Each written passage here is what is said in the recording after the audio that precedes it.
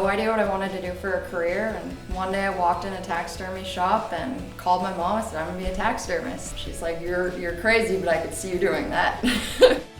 Within the month, I moved to Montana and started school there, and I've been going ever since.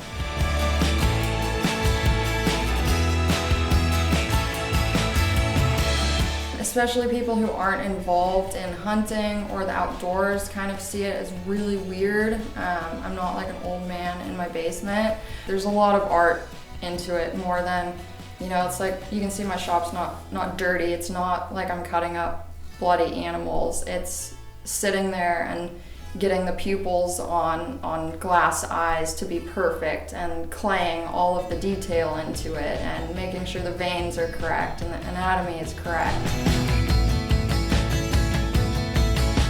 7 years ago, when I went to my first show, I think I was the only female that was there, and now I just went to the California show here a couple months ago, and there were a lot of women there. That was awesome to see. The women are just they're really breaking out into everything, all sorts of what would typically be male-dominated industries. It's awesome to see.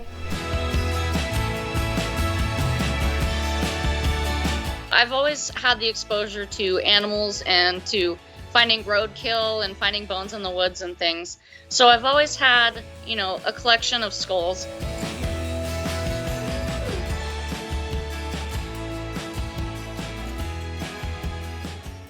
I use what's called cold water maceration. There's a few different ways to clean bones. My choice is to basically let them sit and rot in water, and you just change the water out by just dumping it in, a safe place that doesn't run off into a creek or something. It grows amazing clovers. And then you just keep dumping it until the water comes out clear, and eventually there's no meat.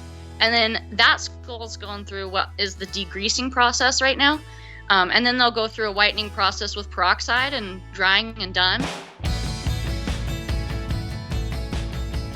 Kids love it. They're at your table, they want to touch everything, and they're full of questions, and I just love that. They have no stigma against it or anything yet.